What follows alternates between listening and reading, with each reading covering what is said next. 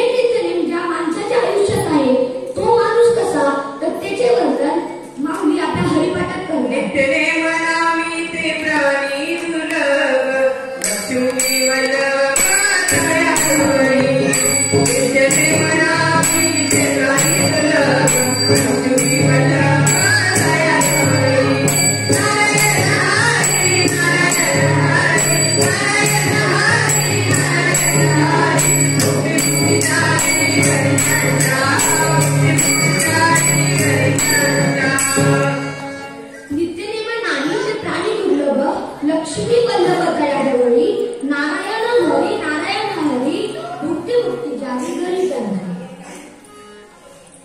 अर्थात माऊली म्हणतात की ज्या माणसाच्या आयुष्यात नित्यनेम आहे तो माणूस दुर्लभ आहे, म्हणजे सहजपणे मिळणारा नाही. असे कुठेतरी व्यक्ती असतात की त्यांच्या आयुष्यात नित्यनेम असतो, त्याचमुळे त्यांच्याकडे लक्ष्मी वल्लभ म्हणजे लक्ष्मी व भगवती हे दोन्ही असतात. त्याच्यावरती सदा नारायण हरी हे नाम असते. त्याच्या घरी भक्ती व मुक्ती म्हणजे मोक्ष हा जगून आहे. बऱ्याच जणांना प्रश्न पडतो की देवाची सेवा का केली पाहिजे, भगवंताची भक्ती का केली पाहिजे. तर त्या देवाने आपल्याला हे मानवी स्वरूप दिले आहे, नरदेह दिला आहे, त्याच देहाने भगवंताची भक्ती होऊ शकते. इतर कुठल्या प्राण्याने ठरवलं की आपण भगवंताची भक्ती करू तर त्याला जमणार नाही. याची देही गरे देवाचे भजन याची देही गरे देवाचे भजन याची देही गरे देवाचे भजन याची देही गरे देवाचे भजन आणि कोणे नावानं नाही कोणते आणि कोणे नावानं नाही कोणते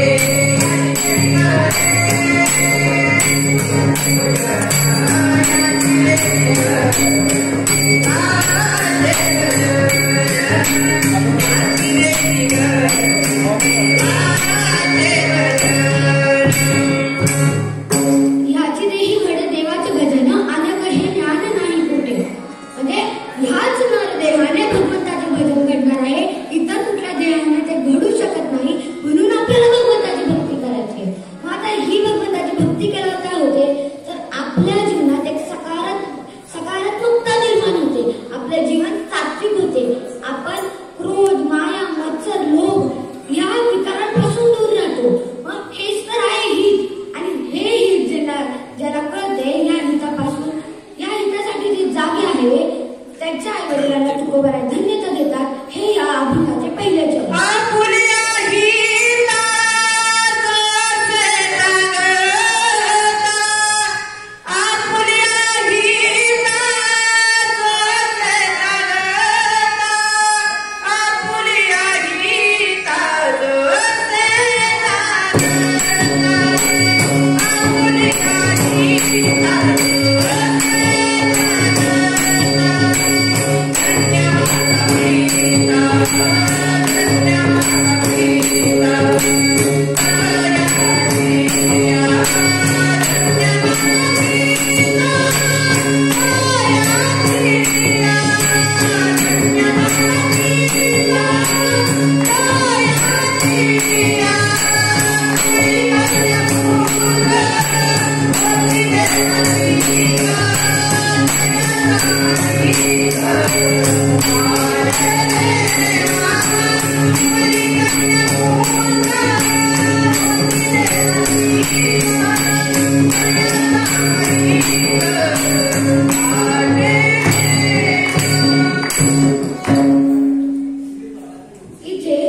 इथे तुकोबारा भगवंताची भक्ती करणाऱ्या भक्तांना व त्याच्या आई वडिलांना धन्यता देतात. आपले दुसरे हित कशात आहे तर संतांच्या संगती, सज्जनांच्या संगती. उदाहरणार्थ आपण शाळेत जर हुशार मुलांची संगत झाली तर आपल्याला अभ्यासाची गोडी लागते, पण त्याच्यात उलट जर आपण टाळवट मुलांची संगत झाली, मस्तीखोर मुलांची संगत झाली तर आपले लक्ष अभ्यासापासून विचलित होतं, आपण मस्ती करायला लागतो. त्याचप्रमाणे आयुष्यातही आपल्याला संगत झाली पाहिजे, सज्जनांची संगत झाली पाहिजे, सज्जनांची संगत झाली पाहिजे.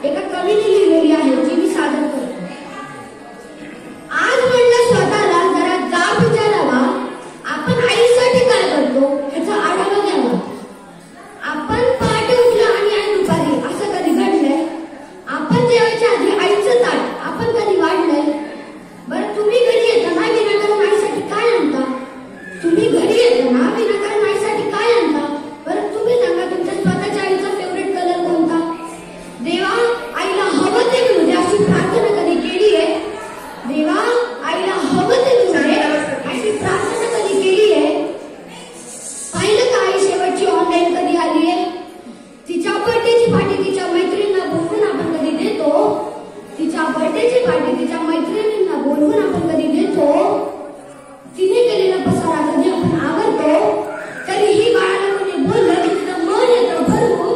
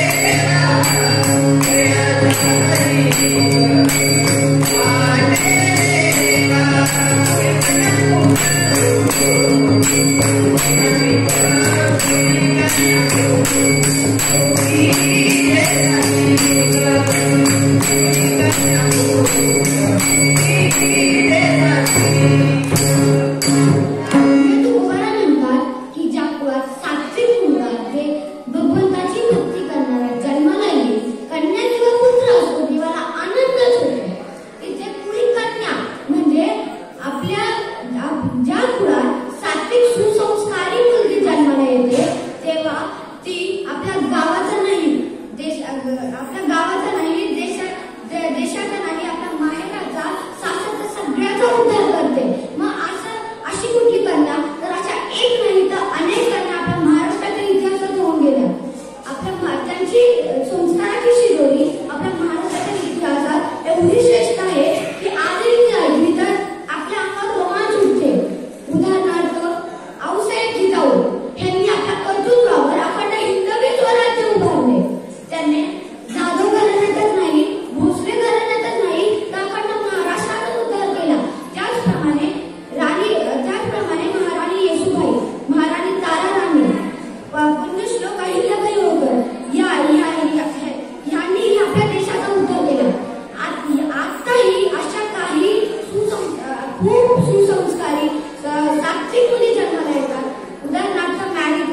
पी.टी. उषा, आपल्या भारताची राष्ट्रपती द्रौपदी मुर्मू, त्या तर आदिवासी भागातून आहे डॉक्टर प्रतिभा पाटील, याही साहसिक मुली जन्माला येऊन आपल्या देशाचा उद्धार करतात. पुढे तुकोबारायांनी पुत्र हा शब्द वापरला आहे. पुत्र म्हणजे ज्या मुलात सात्विक सुसंस्कारी पुत्र जन्माला येतो तेव्हा ही भगवंताला आनंद होतो.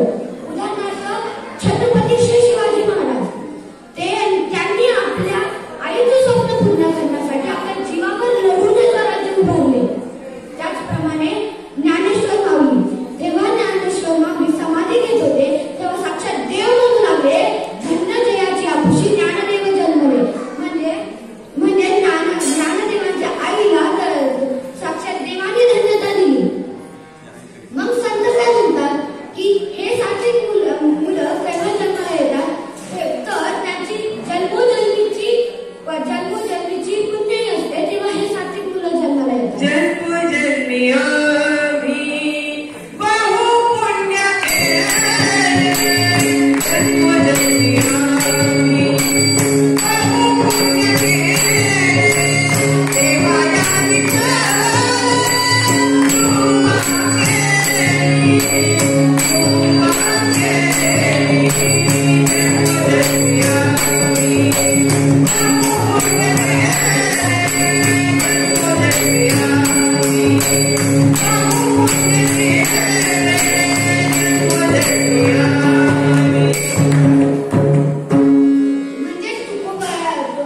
तुकोबराच्या कुळात जन्माला आलेले त्या कुळाची पूर्व परंपरेपासून विठ्ठलावर श्रद्धा होती. तुकोबराचे 8वे पूर्वज विश्वंभर बाबा, तेव्हापासून त्यांची भक्ती विठ्ठलावर होती. तेव्हा जाऊन माता कंकाईच्या पोटी तुकोबरांचा जन्म झाला. मग हे कुळ पवित्र आहे. पवित्र ते कुळ पावन तोरे,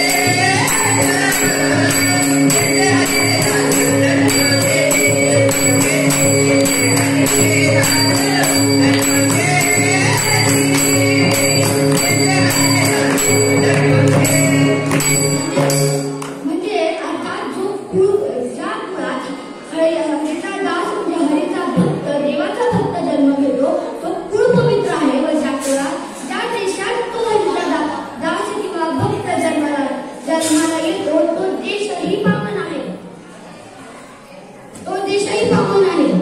इथे मग आऊसाहेबांची पुण्य एवढी जोर होती की साक्षात महाराष्ट्राचा राजाने त्यांच्या पोटी जन्म घेतला. मग हे सात्विक मुलांचा जन्म, ह्या सात्विक मुलांचा जन्म झाल्यावर भगवंताला आनंद होतो, भगवंताला हरिक वाटते. मग हे सात्विक मुलं करतात तर काय, हे अभंगाचे 3रे शब्द. गीता भागवत, गीता भागवत, गीता भागवत करी प्रमाण, गीता भागवत, गीता भागवत, गीता भागवत करी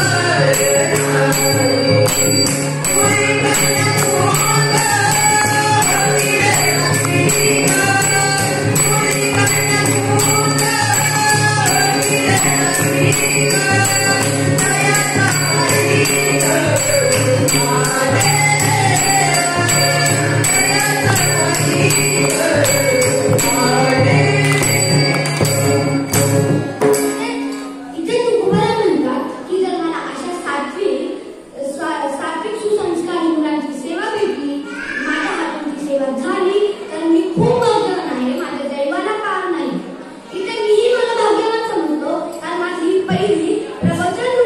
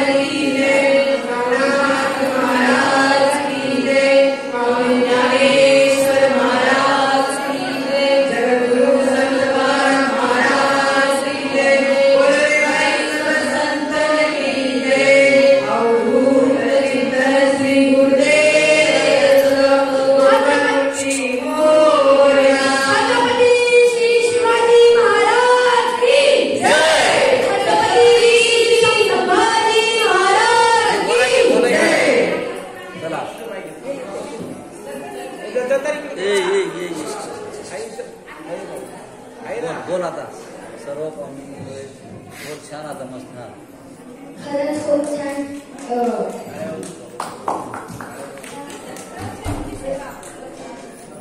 खरंच खूप छान प्रवचन सेवा झालेली आहे. सर्वांनी टाळ्या वाजवा. स्वागत धन्यवाद.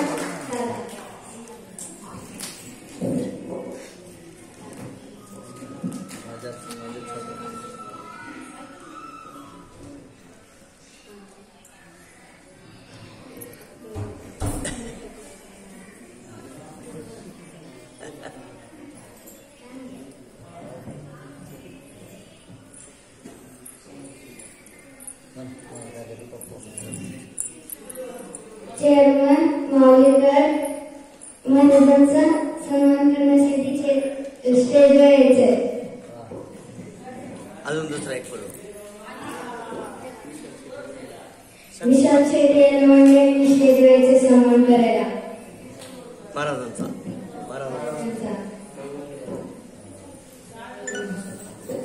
काय बोलले महाराज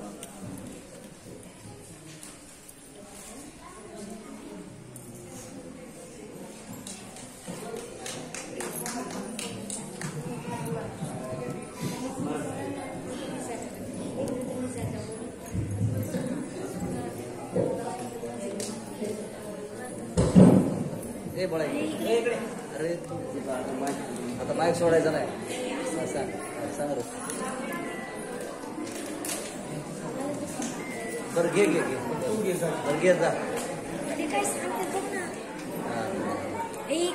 ठीक आहे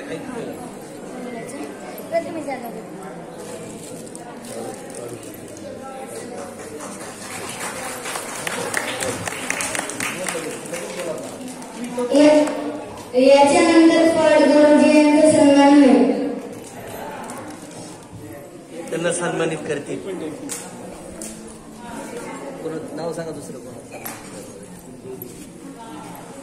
यांचा सन्मान संजय करणार.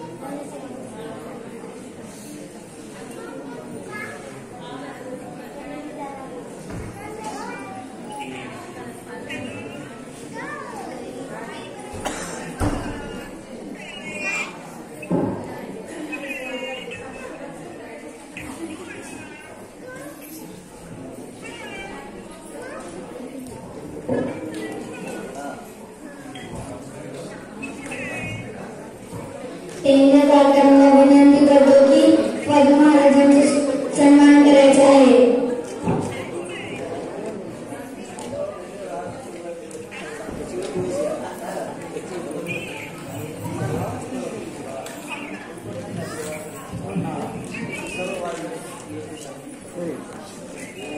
सर्व वादन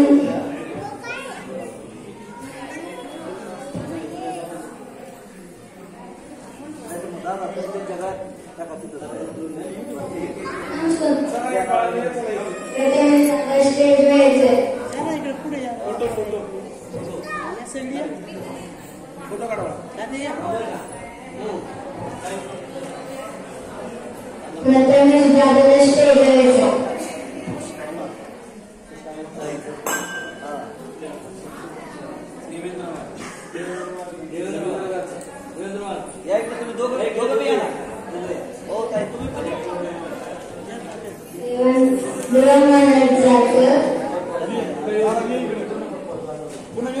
आज उत्कृष्ट तत्वाचा वाजवला. सर्वांनी टाळ्या वाजून स्वागत करा म्हणा. टाळ्या वाजून. सर्वांनी टाळ्या स्वागत करा. या तुम्ही या. स्वागत करा.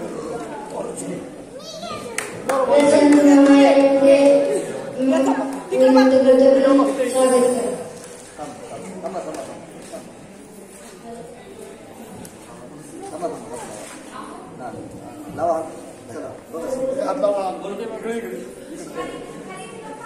चला असं समोर बघा. या तुम्ही ताई या.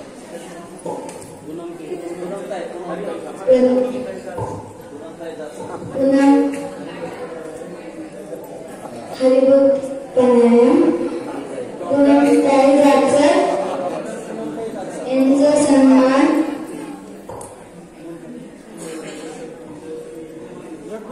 चिमणगावचे सरपंच ज्योती त्यांचे लिस्ट यांचे सन्मान करायला.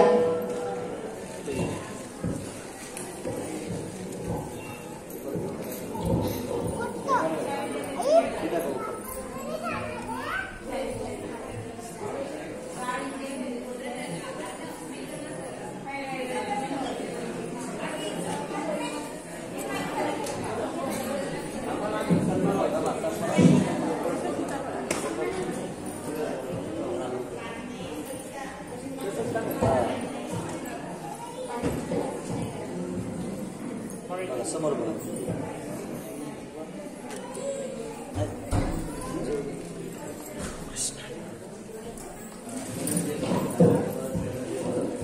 हरिभक्त परायणाने जयंत महाराज स्टेजवर यायचे. आपल्या ठिकाणी सन्मान करेल.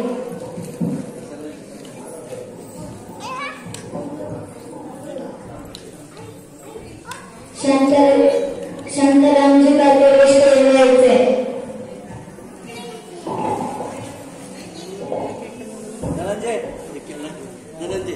धनंजय महाराज चला.